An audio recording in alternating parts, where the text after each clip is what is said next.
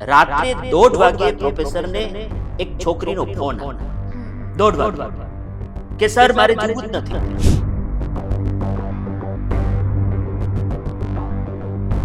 અત્યારની ગર્ભવતી માતાઓ છે એ ગર્ભ સંસ્કાર કરાવડાવે છે. હવે તમે પહેલાની સ્ત્રીઓ જુઓ કે એ જ્યારે ગર્ભ ધારણ કરે ત્યારથી રામાયણ વાંચે છે, આપણે ધાર્મિક પુસ્તકો વાંચે છે. હવે મોડર્ન એને કરી નાખ્યું અને આખું ગર્ભ સંસ્કારમાં પરિવર્તિત કર્યું. એટલે આ બધું હતું જ. આપણી સંસ્કૃતિને સાથે આપણે નથી લઈને ચાલતા, એટલા માટે મોડર્ન રસ્તા તરીકે આપણે એને અપનાવવું પડે છે.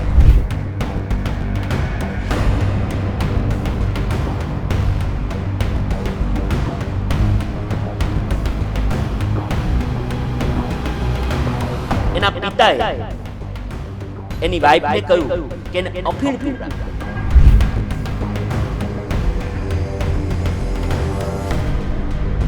આપણે એને સારા માર્ક્સ આવે છે તો એપ્રિશિએટ કરીએ છીએ, પણ ઓછા માર્ક્સ આવે તો આપણે એવું નથી કહેતા કે વાંધો નહીં, આ વખતે ઓછા આવ્યા, તારી મહેનત ઓછી છે, તું વધારે. આપણે એવું નથી કહેતા. આપણે એને ખીજાઈએ છીએ કે કેમ ઓછા આવ્યા. કેમ ઓછા આવ્યા.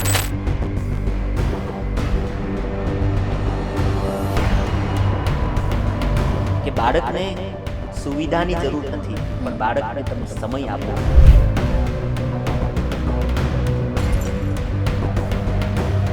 માતા પિતાએ આ પેમ્પરિંગ ઓછું કરવાની અને એની કળા ઓળખવાની જરૂર છે કે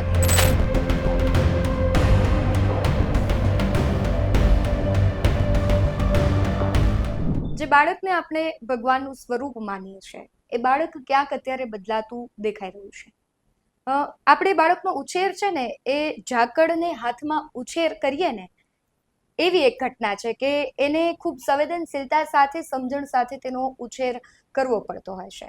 વર્તમાન સમયમાં ઘણા બધા એવા પ્રશ્નો થયા છે, કારણ કે આપણે જોઈએ કે નાની ઉંમરમાં બાળકો છે આત્મહત્યા કરી લે છે, સતત મોબાઈલની લત લાગી રહી છે, અને માતા પિતા છે એ પણ સતત વ્યસ્ત રહે છે પોતાના કામમાં. એ બાળકોને જેટલો સમય આપવો જોઈએ એટલો નથી આપી શકતા. એટલે જ ક્યાંક એનું કારણ અને એનું પરિણામ એવું આવે છે કે આપણું બાળક છે એ સતત આપણી સામે ગુસ્સો કરે છે, આપણી વાત નથી માનતું, આપણે એને ક્યાંક ખૂંચવા લાગીએ છીએ અને એને જે બહારનું આકર્ષણ છે એ જલ્દી લાગી જાય છે. બાળકનો ઉછેર કેવી રીતે કરવો, કારણ કે આપણે પણ એક સમય એવા હતા કે આપણા પેરેન્ટ્સને કોઈ પેરેન્ટિંગની ટીપ નથી લેવી પડતી, તેમ છતાં આપણું ઘડતર તે ખૂબ સારી રીતે કરતા હતા, કારણ કે એ આપને સમય આપતા હતા. પરંતુ વર્તમાન પરિસ્થિતિ એવી થઈ ગઈ છે કે સતત આપણા ઘરના લોકો છે વ્યસ્ત રહે છે. આપણા માતા પિતા કમાવાની દોડમાં એ એટલા આંધળા થઈ ગયા છે, અથવા તે એક જરૂરિયાત સમયની બની ગઈ છે, એટલા માટે બાળકનું ઘડતર કરવામાં ક્યાંક કાચા હોય તેવું લાગી રહ્યું છે. કારણ કે વર્તમાનમાં એવા ઘણા બધા કિસ્સાઓ સામે આવ્યા છે કે જેણે ઘણા બધા પ્રશ્નાર્થ ઊભા કર્યા છે. આજે આપણે પેરેન્ટિંગ વિશે જ વાત કરવી છે. આપણી સાથે વાત કરવા માટે ગેસ્ટ ઉપસ્થિત છે ડોક્ટર ભાવેશભાઈ ચાંદેગરા, આસિસ્ટન્ટ પ્રોફેસર અને મોટિવેશનલ સ્પીકર છે. ભાવેશભાઈ, BS9 ન્યૂઝમાં આપનું ખૂબ સ્વાગત છે. અત્યારે ઘણા બધા આપણે એવા કિસ્સાઓ વર્તમાનમાં જોઈએ છે કે બાળકો છે એ માતા પિતાનું માનતા નથી અને નાની નાની વાતમાં તેમને ખોટું લાગી જાય છે, ગુસ્સો આવે છે, અને સૌથી મહત્વનો ને અતિ સંવેદનશીલ કિસ્સો કે આત્મહત્યા કરે છે. શા માટે આવું થઈ રહ્યું છે? હવે આત્મહત્યા જ્યારે બાળક કરે છે તો એની પાછળના ઘણા કારણો જવાબદાર હોય. એક તો પહેલું જ જે કારણ છે ને એ પેરેન્ટિંગ. ક્યાંક એની અંદર પેરેન્ટિંગમાં ક્યાંક ખામી આવે, એને કારણે આત્મહત્યા કરે.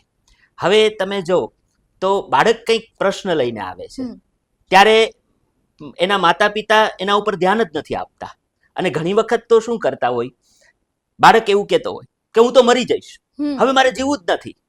ત્યારે પિતા શું કહે ખબર? કાંઈ નહીં, અમારે જરૂર નથી, તારા કરતા તો વાંજ્યા સારા. આવા કટુ વચન કહે છે ઘણી વખત.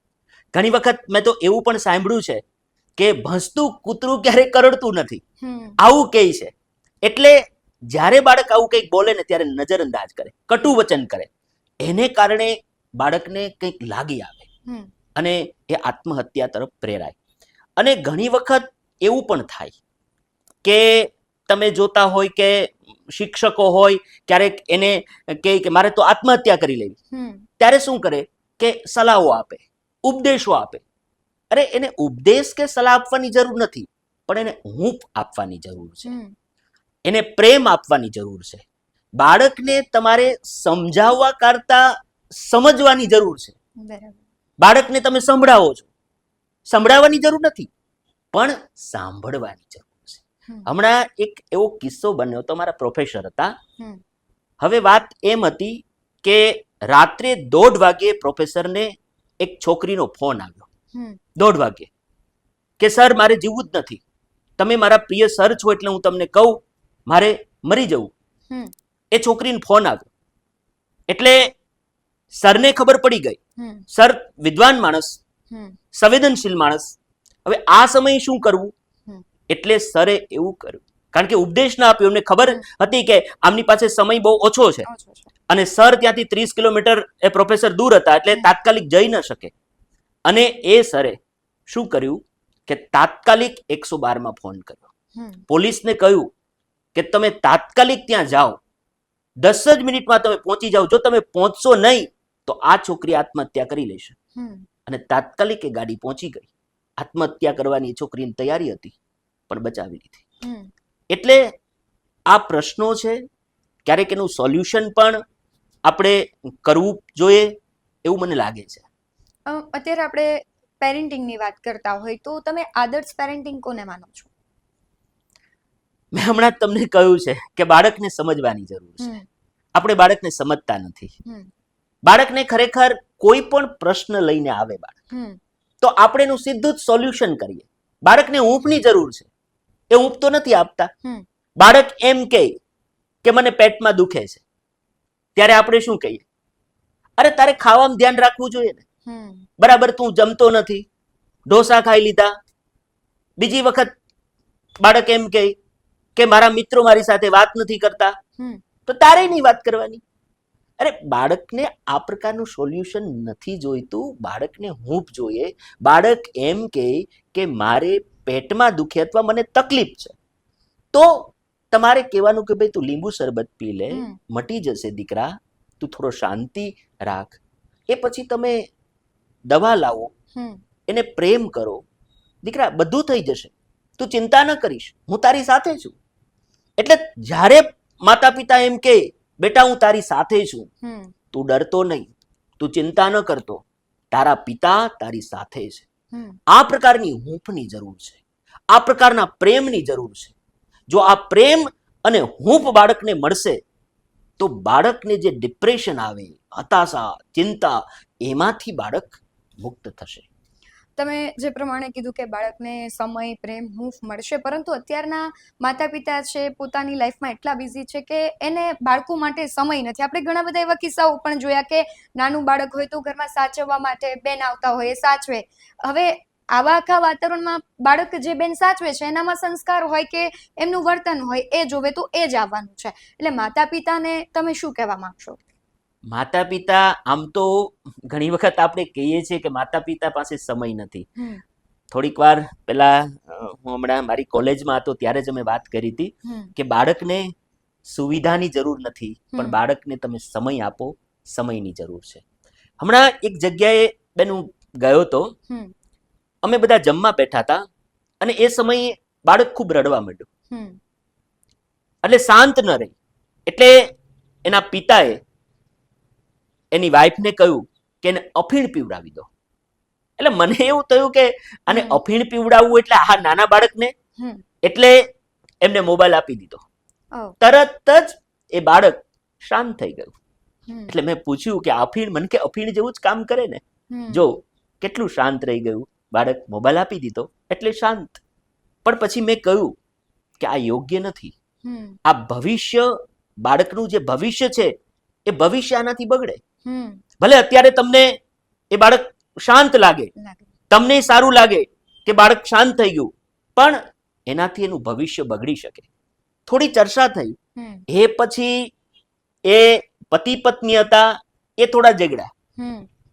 એના પતિ કહ્યું કે આ ધ્યાન નથી દેતી, એની પતિ કે હું જ કામમાં હોય, આમ છે તેમ છે, અને બંને ઝઘડવા લાગ્યા મા બાપ. એટલે આ રીતે ન થવું જોઈએ. આપણે ખુદ એ બાળક માટે જવાબદાર છીએ અને એની જવાબદારી દરેક માતા પિતાએ સ્વીકારવી જોઈએ અને પૂર્ણ રીતે શક્ય એટલો એને સમય એ બાળકને આપવો જોઈએ. એટલે તમે જે મોબાઈલની વાત કરી ને ભાવેશભાઈ, તો ઘણી વખત મમ્મીઓ એવા એક્સક્યુઝ આપતી હોય કે બાળક જમતું નથી, જમી લે એટલા માટે અમે મોબાઈલ આપીએ છીએ. પણ એ લત છે એ ભવિષ્યમાં ખૂબ ખતરનાક અસર કરતી હોય છે. આપણે જોઈએ કે અત્યારે બાળકો છે એ લેસનના બહાને મોબાઈલ પોતાની પાસે રાખે છે કે ભાઈ નાની ઉંમર છે તો અમુક એવી ઘટનાઓ આવતી હોય કે બાળકો સુધી ન પહોંચવી જોઈએ, પણ તેમ છતાં મોબાઈલના માધ્યમથી પહોંચે છે. લાભ અને ગેરલાભ બંને છે, પણ સતત જે લત પડી જાય છે એની ખૂબ અસર થતી હોય છે. એટલે તમને લાગે છે કે નાનું બાળક હોય ત્યારથી જ તેને મોબાઈલ ન આપવો જોઈએ? વાત સાચી છે, કારણ કે મોબાઈલ છે ને એક પ્રકારનું વ્યસન થઈ જાય. હમણાં એક જગ્યાએ લગભગ 14 વર્ષનો છોકરો હતો, હું ત્યાં ગયો હતો. સવારમાં અમે ઉઠ્યા અને એ છોકરો ઉઠ્યો ત્યારે હું પણ ઉઠી ગયો હતો, અને ઉઠીને એ છોકરો ઓશિકાની નીચે આમ ખોડવા લાગ્યો. ઉઠતા વેત તો ભગવાનના નામ લેવાના હોય, પ્રાર્થના કરવાની હોય, નાવાનું હોય, પણ જ્યારે એની આંખ ખુલી એટલે તરત જ ઓશિકા નીચે ખોડવા લાગ્યો અને સીધો એનો મોબાઈલ મળ્યો. એટલે ઉઠતાની સાથે જ એ મોબાઈલમાં કંઈક જોવા લાગ્યો. આ લક્ષણ ઉપરથી મને લાગ્યું કે આ બાળકને આ મોબાઈલનું શું થઈ ગયું? વ્યસન થઈ ગયું. મોબાઈલ વગર ન ચાલે. થોડી વાર પણ મોબાઈલ દૂર હોય તો ન ચાલે. થોડી વાર કોઈક મહેમાન બેઠા હોય બાજુમાં બેસે તો ફટાફટ મોબાઈલ લઈ લે. થોડી વાર માટે પણ મોબાઈલ વગર ન ચાલે તો એ પૂર્ણ રીતે આપણે લાગે કે આ બાળક મોબાઈલનો વ્યસની થઈ ગયો છે. એટલે જેવી રીતે આ તમાકુનું વ્યસન છે, દારૂનું ને એ એક પ્રકારનું મોબાઈલનું પણ એક વ્યસન છે, એના વગર ન ચાલે. એટલે ન માત્ર બાળક પણ આપણે મોટા પણ છે. આજે એવું નથી બાળક એટલે ટેવ પડી ગઈ, અને ખાસ કરીને અત્યારે ઇન્સ્ટાગ્રામ હોય, ફેસબુક ની હોય, બીજા ગેમ્સ રમતા હોય, એટલે એવું નથી, એની કેટલાય એપ આવે છે, કેટલી વસ્તુ છે, એટલે મોટાની ટેવ પડી ગઈ છે. અને બાળક મૂળ રીતે તો મોટામાંથી શીખે છે ને. બાળક તો એ તો પોતે કોરા કાગળ જેવું છે. એ તો જ્યારે જન્મે છે ત્યારે તો આ બધું કંઈ શીખીને આવતું નથી. બાળક ક્યાંથી શીખે? મોટાની પાસેથી શીખે. માતા પિતા મોબાઈલ લઈને બેઠા હોય 3-3, 4-4 કલાક, એનું જોઈ છે અને બાળક શીખે છે. એટલે આવી ઘટનાઓ પરથી તમને એવું લાગે છે કે જે ન્યુક્લિયર ફેમિલી અત્યારે આખી સિસ્ટમ આવી ગઈ છે કે લોકોને એકલું રહેવું છે, એટલે એકલતાને કારણે બાળકો છે વધારે પડતા મોબાઈલ તરફ આકર્ષાય છે? વાત સાચી છે કે બાળક એકલો હોય, તમે જો કોઈ પણ વ્યક્તિ હોય તો એને કંઈક ને કંઈક એક્ટિવિટી જોઈએ, કંઈક તો એને પ્રવૃત્તિ જોઈએ. આપણે બાળક છે, તમે જો ઘણી વખત કોઈ લઈ લે, મોબાઈલ ન જોવાય, લાવ આપી દે મને મોબાઈલ, એટલે તાત્કાલિક મોબાઈલ લઈ લે. પણ એની જગ્યાએ મોબાઈલ લીધા પછી એને પ્રવૃત્તિ માટે બીજું કંઈક તો આપવું પડે ને. તમે મોબાઈલ લીધો તો કહેવાય કે બેટા ચાલ આપણે બેટ બોલ રમીએ, ચાલ બેટા આપણે કેરમ રમીએ, ચાલ આપણે સાથે મળીને ચિત્રકામનું કંઈક કરીએ, કંઈક સર્જનાત્મક પ્રવૃત્તિ કરીએ. એટલે એને કોઈને કોઈ એક્ટિવિટી જોઈએ. હવે કોઈને કોઈ એક્ટિવિટી ન મળે તો પછી મોબાઈલને જ એ મેઇન સમજવા લાગે, અને મોબાઈલ સાથે રહે એટલે એકલતા તો આવવાની છે. અને બીજી એક અત્યારના સમયમાં મેં જોયું છે કે એક સ્પેશિયલ ચિલ્ડ્રન રૂમ, પોતે ગૌરવ લેતા હોય મા બાપ, બીજાનો જોઈ અને પોતે ચિલ્ડ્રન રૂમ બનાવે અને બીજાને કહે કે જો અમારા ઘરની અંદર અમારા બાળક માટે અમે સ્પેશિયલ ચિલ્ડ્રન્સ રૂમ બનાવ્યો છે, એનું ગૌરવ લે છે. હવે માતા પિતાને એ ખબર નથી કે એ ચિલ્ડ્રન્સ રૂમની અંદર મારું બાળક શું કરે છે. મોબાઈલ જોઈ તો મોબાઈલમાં શું જોઈ છે, કેવા કેવા વિડીયો જોઈ, પણ એ પોતાના સ્ટેટસ માટે ક્યારેક ચિલ્ડ્રન્સ રૂમ બનાવી નાખે. બીજાએ બનાવ્યા એટલે હું પણ બનાવું, પણ ખરેખર એ રૂમથી બાળકનો વિકાસ થાય? મને નથી લાગતું કે એના માટે સ્પેશિયલ રૂમ બનાવી દે તો એનો વિકાસ થાય. બાળક માતા પિતાની નજરની સામે રહે એ વધારે યોગ્ય છે. કદાચ એને વાંચવા માટે ખલેલ પહોંચતો હોય તો ગ્રંથાલયો કેટલાય છે, જાહેર ગ્રંથાલયો છે, પ્રાઇવેટ ગ્રંથાલયો પણ છે, એનો ઉપયોગ કરી શકાય. પણ મને નથી લાગતું કે અત્યારના સમયમાં ચિલ્ડ્રન્સ રૂમની જરૂર છે. તમે જેમ વાંચવાની વાત કરી, અત્યારના બહુ ઓછા લોકો એવા છે કે એમને રેગ્યુલર વાંચનની ટેવ હોય. હવે બાળકો સતત મોબાઈલમાં જો, હવે ઓનલાઈન ક્લાસીસ હોય છે, એમની ભણવાનું બધું જ ટૂંકમાં ઓનલાઈન થઈ ગયું છે એટલે એની માનસિકતા ઉપર પણ ક્યાંક અસર પડે છે. તમે એને ક્યારેક વઢો ને તો એ સામું ગુસ્સે થાય અને આપને ત્યારે એવું લાગે કે આ કેવું વર્તન કરે છે, પણ આ બધી અસરો ક્યાંક ને ક્યાંક મોબાઈલના કારણે ટેકનોલોજીની હોય એવું લાગે છે તમને? 100%. એનું કારણ છે કે અત્યારે સૌથી વધારે કિશોર, તરુણ અને ખાસ કરીને યુવાની તરફ જઈ રહેલ વ્યક્તિ એ સૌથી વધારે ઇન્સ્ટાગ્રામનો યુઝ કરે. અને ઇન્સ્ટાગ્રામની અંદર શું કામ વધારે યુઝ કરે, ઇન્સ્ટાગ્રામ શું કામ એને વધારે ગમે? એક તો એની પાસે સમય ના હોય, લાંબુ લાંબુ જોવું ન ગમતું હોય, સંયમ ન હોય. પરિપક્વ માણસ હોય એની પાસે સંયમ હોય. હવે બાળક એટલો સંયમ ન જાળવી શકે, અથવા કિશોર હોય 14-15 વર્ષનો છોકરો હોય એ સંયમ ન જાળવી શકે. એટલે 10 સેકન્ડ 20 સેકન્ડની રીલ્સ આવે, તાત્કાલિક સ્ક્રોલ કરે, એ જાય પછી બીજી, ત્રીજી, ચોથી, એમ એને રીલ્સમાં વધારે ઇન્ટરેસ્ટ પડે. અને એનું આખું એલ્ગોરિધમ એવું હોય કે બાળકને માની લો કે આર્મીનો ગમતો હોય વિડીયો, એક આર્મીનો જોઈ લાઈક કરે એટલે ફટાફટ બીજા આવે. અને એવો એને ખાલી મેન જ જોઈ, આખું જોવું નથી ગમતું. એટલે આ શોર્ટ્સ, નાના નાના વિડીયો જોવાની આદત પડી ગઈ. એને કારણે બાળક છે ને લાંબુ વાંચવું, આખી વાર્તા વાંચવી, નવલકથા વાંચવી, એનાથી અગડો થઈ જાય, દૂર જતો રહી છે. તમે જેમ વાંચનની વાત કરી, હવે પહેલા તો સંયુક્ત ફેમિલીમાં કોઈ અત્યારે રહેવાનું પસંદ નથી કરતા એટલા માટે, અને બીજી વસ્તુ કે આપણા ઘરમાં એવું આપણે ધાર્મિક વાતાવરણ અત્યારના મા બાપ નથી બનાવી શકતા.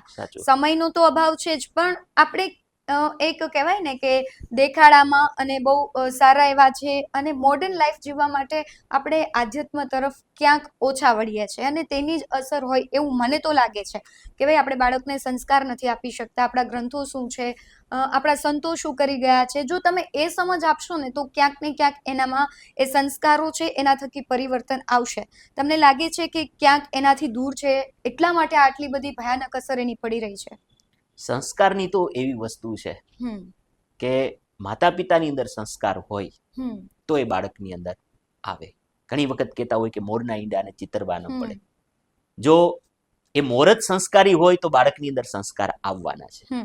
બીજી વસ્તુ કે પહેલાના સમયની અંદર સંયુક્ત પરિવાર હતો, તમે કહ્યું એમ, એટલે મોટા ભાગના જે બાળકો છે ને એ દાદા દાદી પાસે શીખતા. હવે સંયુક્ત પરિવાર નથી, દાદા દાદી અલગ રહેતા હોય અને મમ્મી પપ્પા અલગ રહેતા હોય. દાદા દાદી 11 કરતા હોય તો છોકરો એનું જોઈને 11 કરે. એવી રીતે માળા કરતા હોય, ધાર્મિક પૂજન કરતા હોય, એની વિધિ કરતા હોય દાદા દાદી, તો બાળક પણ એ શીખવાનું છે. પણ હવે સંયુક્ત પરિવાર તો રહ્યું નથી. ધીરે ધીરે બધું જતું રહી, પોતપોતાની રીતે લોકો સ્વતંત્ર જીવવા ઈચ્છી રહ્યા છે. એટલે કોઈ પણ બાળક જ્યારે સંસ્કારની તમે વાત કરી, આધ્યાત્મિકતાની વાત કરી, એ બધી વસ્તુ છે ને, એ વસ્તુ એને કહેવાથી આધ્યાત્મિકતા નથી આવતી, એને સમજાવવાથી આધ્યાત્મિકતા નથી આવતી. પણ ઘરનું વાતાવરણ જો આધ્યાત્મિક હોય, દાદા દાદી સાથે રહેતા હોય, અથવા તો માતા પિતા પણ જો આધ્યાત્મિક હોય અને એ પ્રકારના માતા પિતાની અંદર સંસ્કારો હોય, તો અચૂક એ સંસ્કારો બાળકની અંદર આવે જ. અને અત્યારના માતા પિતા છે ને એ આમ બાળકને આમ પ્રોપર્ટીની જેમ ટ્રીટ કરે છે. એના માટે બહુ પોઝેસિવનેસ હોય, એને ધૂળમાં નથી રમવા દેતા, એમને બાળકો સાથે નથી રમવા દેતા, બસ કે સતત પેમ્પરિંગ એને કરતા રહે. એટલે તમને એવું લાગે છે કે પેમ્પર કરવાથી બાળકનું જે મગજ છે એ એક પ્રકારની એના પર માનસિકતા એવી હાવી થઈ ગઈ છે કે એને એકલું જ ગમે છે, અથવા એની કમ્પેરિઝન છે માતા પિતા બીજા બાળક સાથે કરે છે કે પેલા ભાઈનો દીકરો તો જુઓ કેટલો મોટો ગાયક કલાકાર બની ગયો ને તું નથી. પણ એનામાં ને આનામાં સરખી બધી વસ્તુઓ ન હોય, કળા આનામાં વિશેષ કળા પણ હોઈ શકે. એટલે માતા પિતાએ આ પેમ્પરિંગ ઓછું કરવાની અને એની કળા ઓળખવાની જરૂર છે કે નહીં? નહીં, 100%. કારણ કે અત્યારે ખરેખર મોટામાં મોટો આ પ્રશ્ન છે. ખાસ કરીને માતા પિતા છે શું કરે કે પડોશનો કોઈ છોકરો હોય એને 90% આવ્યો એટલે માં એવું ઈચ્છે કે ભાઈ પડોશમાં રહેતો પાર્થ કે પડોશમાં રહેતો ક્રિશ એ 90% લાવ્યો તો માં ઈચ્છે કે મારું બાળક પણ 90% લાવે. પડોશમાં રહેતો બાળક MBBS માં જાય, માતા પણ ઈચ્છે કે મારું બાળક પણ MBBS માં જાય. એના માટે ને ટોર્ચર કરે, પ્રેશર કરે, નહીં આમ જ કરવાનું, એના વગર ચાલશે જ નહીં, ખૂબ મહેનત કર, ડોક્ટર જ બનવાનું છે, ટકા લાવવાના જ છે, અને કદાચ ટકા ન લાવે તો એને મોટિવેટ નથી કરતા, પણ શું કરે? ડિમોટિવેટ. કેમ ટકા ના આવ્યા? તે મહેનત નથી કરી. આ રીતે આ માતા પિતા એ બાળકને ટ્રીટ કરતા હોય છે. એ સંપૂર્ણ અયોગ્ય છે. બાળક એ રમકડું નથી. બાળક એ સંવેદનશીલ, જીવતું જાગતું એક રમતું બાળક છે. એને એ રીતે ક્યારેય ટ્રીટ ન કરવું જોઈએ. એને પોતાની સંવેદના હોય, એને પોતાનો આનંદ હોય, એને અમુક ક્ષેત્રમાં રસ હોય, એને કંઈક બનવું હોય, અંદરથી એને કંઈક ધગશ હોય, એને સ્વતંત્ર થવું હોય. તમે બાળકને પૂછ્યું કે તારે શું કરવું છે? પણ બીજાનું જોઈને આપણે એ કરવા લાગીએ. અત્યારે માધ્યમનો મોટો પ્રશ્ન છે. પડોશનું બાળક અંગ્રેજી માધ્યમમાં ભણતું હોય, આપણે પણ ઈચ્છીએ કે મારું બાળક પણ અંગ્રેજીમાં જ ભણે, કરીએ છીએ. બાકી માધ્યમ ગુજરાતીમાં ભણે કે અંગ્રેજીમાં ભણે કોઈ જાજો ફેર નથી પડતો, પણ બાજુમાં રહેતા કંચનબેન એના દીકરાને અંગ્રેજી માધ્યમમાં ભણાવે એટલે મારે મારા દીકરાને અંગ્રેજી માધ્યમમાં ભણાવવું છે. એટલે આપણે બીજાનું જોઈ અને બાળકને ટ્રીટ કરીએ એ મને નથી લાગતું કે યોગ્ય છે. એટલે ઇન શોર્ટ આપણે એવું કહી શકીએ કે કમ્પેરિઝન કરતા તમારા બાળકને કોમ્પિટિશનમાં મૂકો. કે બીજું બાળક શ્રેષ્ઠ છે અથવા એને જે કંઈ પણ ગમે છે એ ફિલ્ડમાં કોઈ શ્રેષ્ઠ છે તો એની સામે કઈ રીતે લડી શકે ને એનાથી શ્રેષ્ઠ કઈ રીતે બની શકે એવો પ્રયત્ન કરવો. અને બાળકને કોમ્પિટિશનમાં મૂકવું એ વાત બરાબર છે, પણ બાળકને જે ક્ષેત્રમાં રસ છે એ ક્ષેત્રના કોમ્પિટિશનમાં તમે મૂકો. કે પોતે જે ક્રિકેટમાં રસ છે તો ક્રિકેટમાં મૂકો. હમણાં ક્રિકેટની વાત આવી તો 2018માં હું બાલાચડી હતો ત્યાં એક સલીમ દુરાણી આવ્યા. આ જસ્ટ વાત છે કે ત્યારે એક છોકરાએ મને કહ્યું એ ભણવામાં થોડો વીક પણ ક્રિકેટમાં બહુ સારો, સરસ ક્રિકેટ રમે. એટલે મને કહ્યું કે મને સલીમ દુરાણીને મળવું છે સર. અત્યારે તો એનું અવસાન થયું, બહુ જૂના ક્રિકેટર સલીમ દુરાણી. એટલે મેં કીધું ચાલુ સલીમ દુરાણીને મળાવું. અમે મળવા ગયા. એટલે મેં સલીમ દુરાણીને વાત કરી કે અમારા છોકરો છે ને એને ક્રિકેટમાં ખૂબ રસ છે, સારું એવું એમને ક્રિકેટ આવડે છે, બોલિંગ સારી છે, બધી રીતે એનું સારું છે, તમે થોડું માર્ગદર્શન આપો. એટલે એણે કહ્યું છે કે બેટા તું સારો ક્રિકેટર તો બની શકે પણ એક વાતનું ધ્યાન રાખવાનું કે ક્રિકેટની અંદર સફળતાને પચાવતા આવડવું જોઈએ અને નિષ્ફળતા મળે, હાર છે, હારનો સામનો કરતા આવડે છે. ક્રિકેટમાં ગમે ત્યારે તમે હારી પણ જાઓ ત્યારે હાર સામે લડવાનો એક બુલંદ તમારી અંદર પાવર હોવો જોઈએ, એવી શક્તિ હોવી જોઈએ. અને જ્યારે તમે સફળ થઈ જાઓ ત્યારે એટલું છકી જવાની પણ જરૂર નથી. એટલે મૂળે આ મંત્રની પણ જરૂર છે. પણ એ બધા તમે જે વાત કરી કે સફળતા અને નિષ્ફળતાને પચાવી, એ બધા સંસ્કારો આપણે ઘરમાંથી જ ઘડતર આપણું એવી રીતના થાય ને તો જ ક્યાંક મને લાગે છે કે એ બાળક મોટું થશે તો એ શીખી શકશે, એ બધું પચાવી શકશે. એટલે મૂળ પ્રશ્ન એ જ થાય કે બાળકનું ઘડતર આપણે એ રીતના કરતા નથી. આપણે એને સારા માર્ક્સ આવે છે તો એપ્રિસિએટ કરીએ છીએ, પણ ઓછા માર્ક્સ આવે તો આપણે એવું નથી કહેતા કે વાંધો નહીં આ વખતે ઓછા આવ્યા, તારી મહેનત ઓછી છે, તું વધાર. આપણે એવું નથી કહેતા, આપણે એને ખીજાઈએ છીએ કે કેમ ઓછા 100% કેમ ઓછા આવ્યા. એટલે મૂળ પ્રશ્ન આ જ છે ને કે આપણે એને મોટિવેટ કરવાનું છે, મેઇન તો એને હૂંફ આપવાની છે, પ્રેમ આપવાનું છે. એક વખત બાળકને ઓછા ટકા આવ્યા એનાથી ફેર નહીં પડશે. એને સમજાવવાનું છે કે કેવી રીતે વધારે પછી ટકા લાવવા. વાંધો નહીં બેટા, આ વખતે ઓછા ટકા આવ્યા, કોઈ ચિંતા કરવાની જરૂર નથી, નેક્સ્ટ ટાઈમ તું સારા લાવીશ. પણ ઓછા ટકા લાવ્યા એટલે આપણે કેવી રીતે ટ્રીટ કરીએ? કેમ તારે ઓછા આવ્યા? તું મહેનત જ નથી કરતો, તું રખડા રાખે છે, તું ધ્યાન જ નથી આપતો, તને કઈ રસ જ નથી, તું પિતાના પૈસા બગાડે છે. કેટલું સંભળાવી દે. એટલે એને કારણે બાળકને અંદરથી એવી સંવેદના જાગે, ડિમોટિવેટ થઈ જાય. એટલે ખરેખર આપણે બાળકને જે જરૂરિયાત છે ને હૂંફની છે આવી સ્થિતિની અંદર, અને એ હૂંફ નથી આપતા, એના કારણે ક્યારેક નિષ્ફળતા સામે લડી ન શકે એવું પણ બને. એટલે તમે જે પ્રમાણે હૂંફની વાત કરી કે ઘરમાંથી જ્યારે આ બધું વાતાવરણ ન મળે ને ત્યારે બાળક પારકા પાસે જાય, મિત્રો સાથે જાય, બેનપણીઓ સાથે જાય, પછી ક્યાંક વ્યસનના રસ્તે જાય છે, કોઈ એવા આકર્ષણમાં ફસાઈ જાય છે. એટલે મૂળ પ્રશ્ન તો એ જ આવે કે માતા પિતાએ સમજવાની જરૂર છે. ભલે તમે પૈસા કમાઓ એ બધું જ હશે, પણ જો તમારું બાળક છે એ સારી રીતે નહીં જીવતું હોય, તમારું નહીં માનતું હોય, તો એ બધું શૂન્ય સમાન છે. વાત સાચી છે કે ક્યારેક ઘરના વાતાવરણને કારણે, કારણ કે બાળકને તમે કહ્યું એવી રીતે ઊંઘની જરૂર છે, એ ઘરમાંથી ન મળે. અને એક વાત એની અંદર એ પણ છે કે બહાર શું કામ જાય. એક તો ક્યારેક માતા પિતા છે ને ખૂબ ઉપદેશ આપે, એટલું બધું સમજાવે, આમ કરજે, ફલાણું કરજે, આમ કરજે, તેમ કરજે, અને પછી એ જ ઉપદેશ અતિશયોક્તિ થઈ જાય, વધી જાય ઉપદેશ, ત્યારે એ શું બની જાય? ટક ટક. એટલે બાળકને લાગે કે અમારા પિતા ટક ટક કરે છે, થાકી જાય બાળક, એને આવું ટક ટક પછી ગમતું નથી. એટલે પછી સ્નેહની જરૂર, પ્રેમની, હૂંફની હોય. એ બહારના લોકોની અંદર આ બધું શોધવાનો પ્રયાસ કરે. એમાં મિત્રો પાસે ખાસ કરીને તો, અને 14-15 વર્ષનો છોકરો થાય એ મિત્રો પાસે જાય.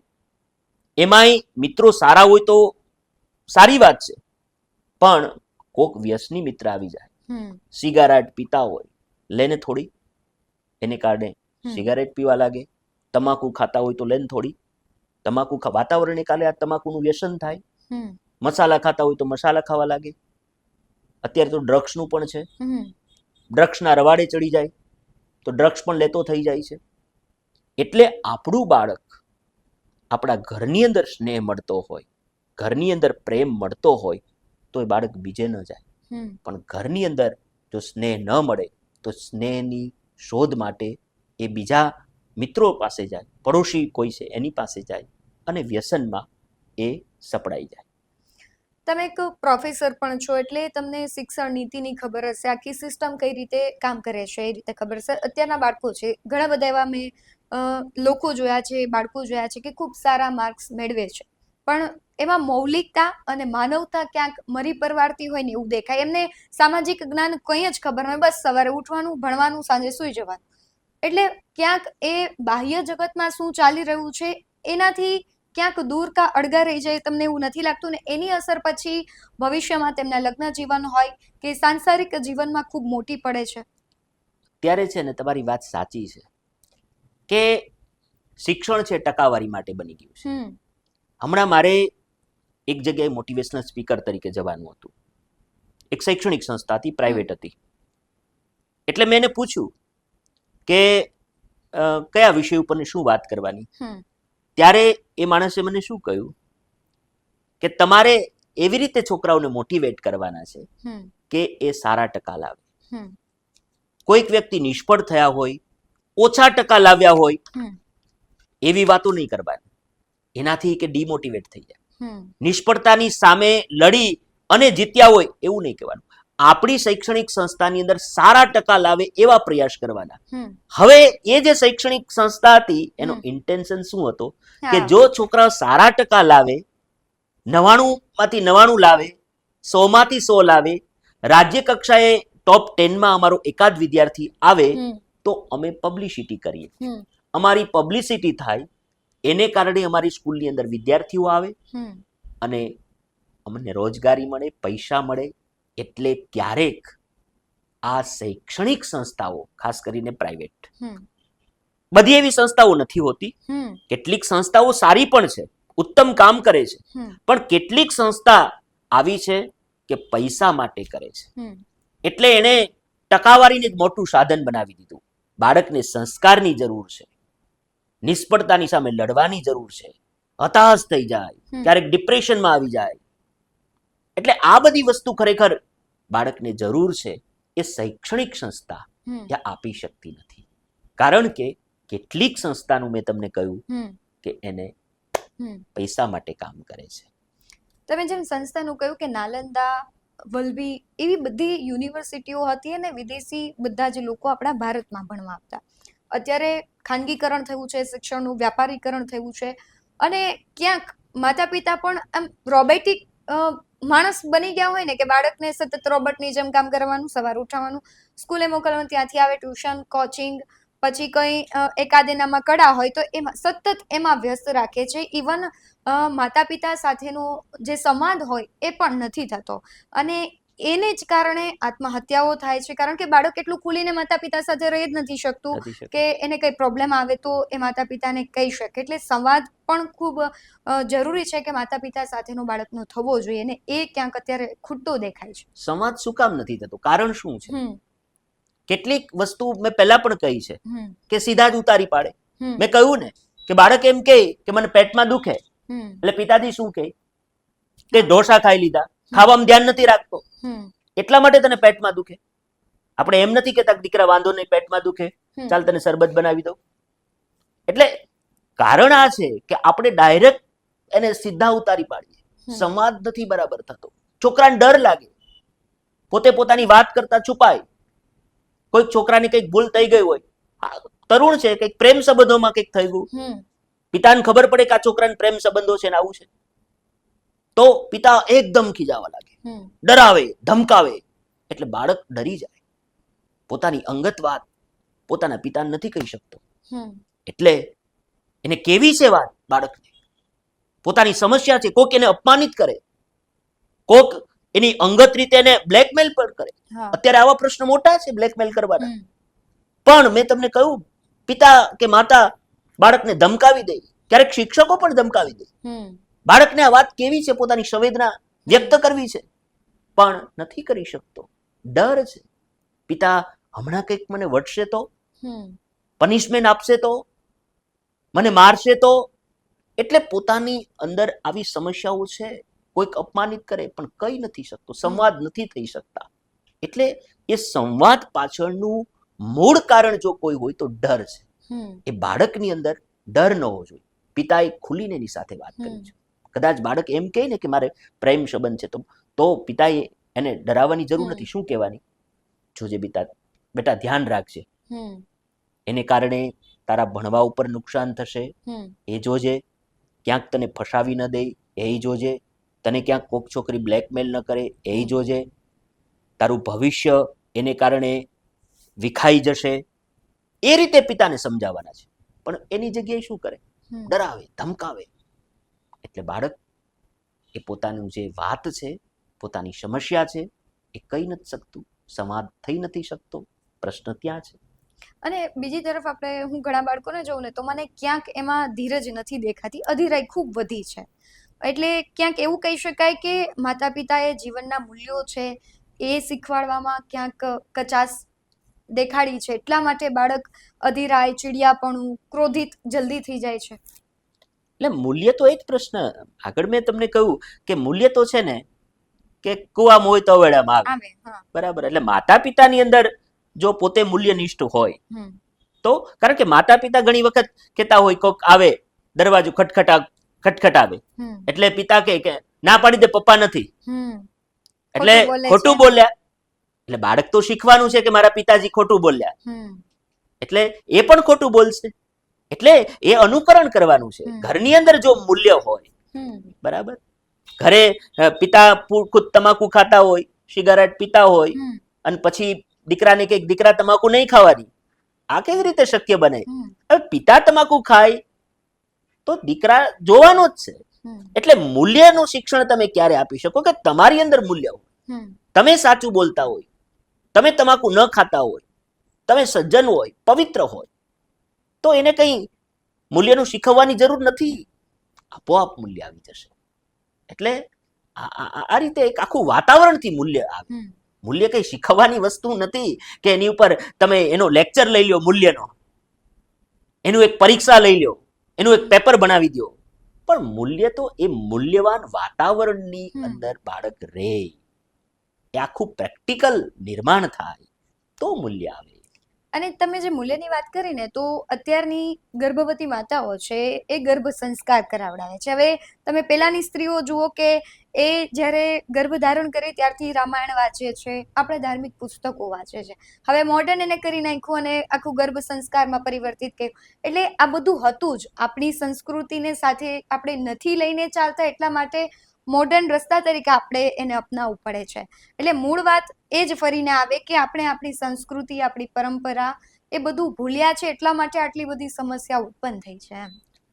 એ વાત તમારી સાચી છે કે આપણે આ બધા જે આપણા મૂલ્ય છે, રામાયણ છે, શ્રીમદ ભગવદ્ ગીતા છે, એ મૂલ્યને આપણે ભૂલ્યા પ્રશ્ન છે.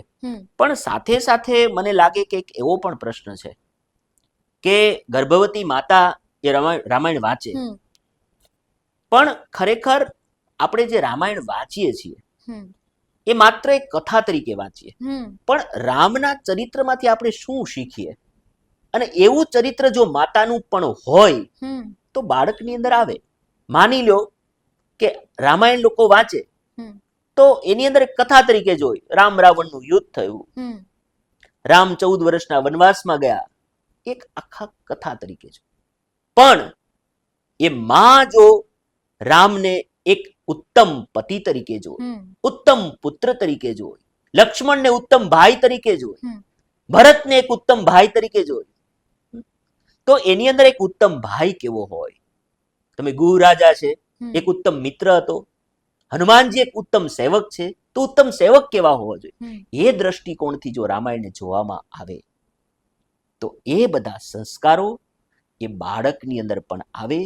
અને રામાયણ જે છે એ વાંચવાનો ગ્રંથ નથી, રામાયણ એ જીવવાનો ગ્રંથ છે. રામાયણ તમે વાંચવાથી ફેર ન પડે, પણ રામાયણની અંદર જે વાત છે, રામાયણની અંદર જે સમજાવ્યું છે, એ પ્રકારે માતા પિતા અને પરિવારના લોકો જીવન જીવે તો બાળકની અંદર સંસ્કાર આવે. સંસ્કારની વાત કરી, અત્યારનું જે મોડર્ન યુગ છે ધીમે ધીમે બદલાવ આવી રહ્યો છે. એવું નથી કે યુવાનો છે એને આપણું જે સાહિત્ય છે, આપણા સંસ્કાર ધાર્મિક ગ્રંથો વાંચવા નથી ગમતા, એવું સાવ નથી. હજુ ઘણા બધા એવા લોકો છે કે તેમની સાથે રહીને ચાલે છે. વર્તમાન પરિસ્થિતિમાં ટેકનોલોજી આવી, આપણે અપગ્રેડ થયા, મોબાઈલની લતની જે આપણે વાત કરી, પણ આ બધામાંથી આ બધી જો લત છોડાવી હશે તો માતા પિતાએ શું કરવું? મોબાઈલની લત છોડાવવા માટે આપણે ઘણી વખત શું કરીએ કે મોબાઈલ એની હાથમાંથી જટી લઈ, લાવ હવે નથી જોવાનું તારે મોબાઈલ, મૂકી દે. ના, તમે મોબાઈલ બાળક પાસેથી લઈ લો તો એક તો મોબાઈલનો ઓપ્શન તમારે આપવો પડે. તો એની જગ્યાએ તમારે શું કરવાનું કે મોબાઈલ લઈ લીધો તો એમ થોડું કઈ બાળક બેઠું રહી. તમે જોયું હશે કે આપણે રેલવે ફાટક બંધ થઈ જાય, બાઇકમાં બેઠા હોય, ખાલી 5 મિનિટ માટે રેલવે ફાટક બંધ હોય, અથવા તો આપણે રોડ ઉપર જતા હોય, સિગ્નલ બંધ હોય 5 મિનિટ માટે, આપણે રહી નથી શકતા કામ વગર. જલ્દી ચાલુ થઈ જાય તો સારું. કેટલાક તો એ બધું પેલા સિગ્નલ પણ તોડીને જતા રહી વાહનો. તો આપણે 5 મિનિટ માટે કામ વગર ઊભા નથી રહી શકતા. તો બાળક કઈ એમને બેઠો થોડો રહેવાનો છે. મોબાઈલ મૂકી દે તો એની જગ્યાએ તમારે બીજી પ્રવૃત્તિમાં વાળવો પડે. એને કંઈક સર્જનાત્મક પ્રવૃત્તિ આપો, ચિત્ર દોરવાનું કહો, એને કેરમ એવી કોઈ રમતો હોય એ રમતમાં તમે જોડી દો, એની સાથે વાતો કરો, એને કહો કે તારે કંઈ શીખવું હોય તો હું તને શીખવાડું. એટલે એને બીજી પ્રવૃત્તિમાં વાળવું જોઈએ. અને બીજી વાત કે બાળકને તમે એમ કહો, માની લો કે 10 વાગ્યાનો સમય આપ્યો કે 10 વાગે તારે મોબાઈલ મૂકી દેવાનો, એટલે તમે એને કહો કે 10 વાગે મૂકી દે. એમ નહીં કહેવાનું. તો શું કહેવાનું કે બાળકને સમજાવવાનું કે બેટા 10 થઈ ગયા, હવે તારે મોબાઈલ મૂકી દેવો જોઈએ. શું કામ? જો હવે તું વધારે મોબાઈલ જોઈશ તો તારી ઊંઘ નહીં થશે, અને ઊંઘ નહીં થશે તો તારા સ્વાસ્થ્ય ઉપર અસર થશે, તારા ભણવા ઉપર અસર થશે, એને કારણે બેટા તને જ નુકસાન થશે. એટલે તારે મોબાઈલ મૂકી દેવો જોઈએ. એટલે એનું આખું એક કારણ, એક સિસ્ટમ, એક પેરેન્ટિંગ ટાઈપનું એને સમજાવવાનું, એને કહેવાનું, એ વાત એના ગળે ઉતરવી જોઈએ. એમ નહીં ડાયરેક્ટ જટી લો, પણ તમે જે એની ઉપર પ્રક્રિયા કરો એને ગળે ઉતરવી જોઈએ. એટલે આ વાત છે.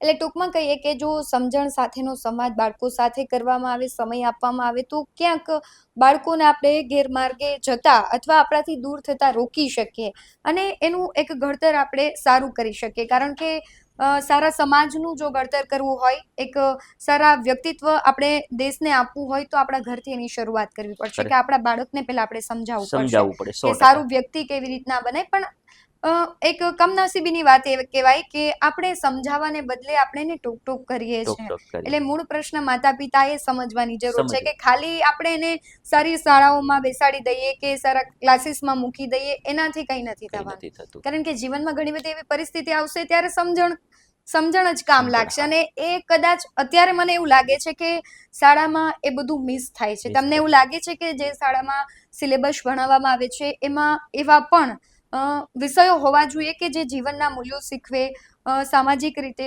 આર્થિક રીતે અને માનસિક રીતે બાળક જ્યારે કોઈ પણ પરિસ્થિતિમાં ફસાય તો એ કેવી રીતના બહાર નીકળે એવું પણ સમજાવવું જોઈએ કે શીખવાડવું જોઈએ. હા, ના, વિષય તરીકે હોવું જોઈએ અને અમુક સિલેબસમાં હોય છે, પણ ક્યાંક છે ને એ પ્રેક્ટિકલનો અભાવ છે. હમ આપણે ભણીએ છીએ એ વસ્તુ, તમે કઈ વાત સાચી છે, અને ગુજરાતી સામાજિક વિજ્ઞાન એવા કેટલાય વિષયોની અંદર હમ આવા અલગ અલગ ટોપિક આવે છે, પણ એ ટોપિકને આપણે જીવનની દ્રષ્ટિએ નથી જોતા. હમ એ ટોપિકને આપણે ટકાવારીની દ્રષ્ટિએ. હમ આપણે આ બધું વાંચીએ શું કામ?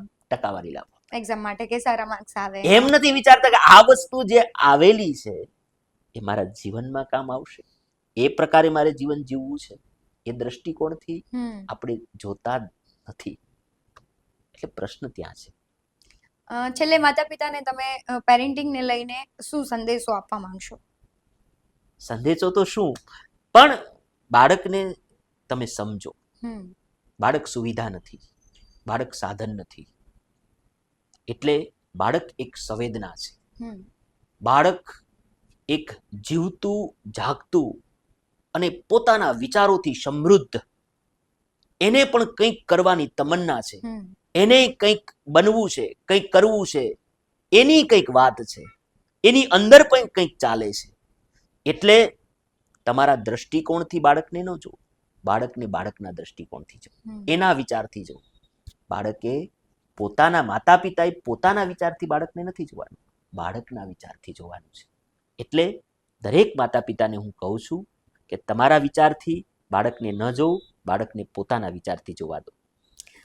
જે પ્રમાણે ડૉક્ટર ભાવેશે વાત કરી, અને એક સત્ય એ પણ છે કે જ્યારે નિંબાણામાં તમે પણ જોયું હશે કે કોઈ માટીનું વાસણ છે, પાત્ર છે, એ જ્યારે પાકતું હોય તેને સતત હૂંફ નિંભાળો આપતો હોય. એટલે માતા પિતાએ હૂંફ બની અને એ માટીના વાસણ સમાન બાળકને હૂંફ આપવાની છે, એનું ઘડતર આપવાનું છે. બાકી ક્રેડિટ તો તમને ખબર જ છે કે દીવો છે તેને મળે છે. માટીનું દીવામાં જ્યારે જ્યોત પ્રગટ થાય ત્યારે ક્રેડિટ એને મળતી હોય છે, ક્યારેય નિંભાળાને નથી મળતી. નિંભાણોનો તમે કદાચ ક્યાંય ફોટો પણ નહીં જોયો હોય કે નિંભાણો કેવો છે.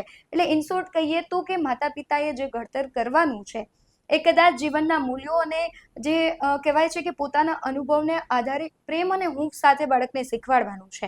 ખાસ કરીને આપણે જે ન્યુક્લિયર ફેમિલીની વાત કરી કે અત્યારે આપણા ઘરમાં દાદા દાદી નથી તો બાળકને કોણ શીખવશે કે તમારે કઈ રીતના રહેવાનું છે, રમવાનું છે. અને પોતાના અનુભવની આધારે જે વાર્તાઓ કરે એ અત્યારે બધું જ ખોવાઈ રહ્યું છે. ક્યાંક એની અસર થઈ રહી છે કે બાળકો છે એકલતાના લીધે મોબાઈલની તેને લત લાગી રહી છે, અને એની જ આપણે અસર જોઈએ કે બાળકો જલ્દી ડિપ્રેશનમાં આવી જાય છે, ન કરવાના નિર્ણયો લે છે, અને એનું પરિણામ છે એક પરિવારે અને એક સમાજે પણ ભોગવવું પડતું હોય છે. એટલે માતા પિતાએ સમજવાની જરૂર છે. ન માત્ર માતા પિતાએ પરંતુ બાળકોએ પણ સાંભળવું પડશે કે માતા પિતા કહે છે તો એના અનુભવના આધારે કહે છે, અને એ જો કદાચ એમની વાત સાંભળીને પોતાના જીવનમાં ઉતારશે, બદલાવ લાવશે તો જીવન કદાચ મુશ્કેલીઓથી થોડું તેમાં બચી શકાશે. જે મોટા ભય આવે છે, કહેવાય છે કે ઘણી વખત એવું પણ આપણે જોયું છે કે બાળકો પોતાના માતા પિતાની વાત નથી સાંભળતા અને પછી તેને અફસોસ થતો હોય છે. એટલે જ્યારે તમે માતા પિતાની અનુભવની જે વાત સાંભળશો અને પોતાના જીવનમાં ઉતારશો ને તો કદાચ તમને એ અફસોસ નહીં રહે. તમારું શું માનવું છે કમેન્ટમાં જરૂરથી જણાવજો. બાકી આવા જ વધુ અહેવાલો સાથે ફરી મળતા રહીશું. તમે અમારી યુટ્યુબ ચેનલને સબસ્ક્રાઇબ કરવાનું, અમને ફેસબુક અને ઇન્સ્ટાગ્રામ પર ફોલો કરવાનું ભૂલશો નહીં. બાકી નવી અપડેટ્સ મેળવવા માટે જોતા રહો BS9 ટીવી ન્યૂઝ. નમસ્કાર.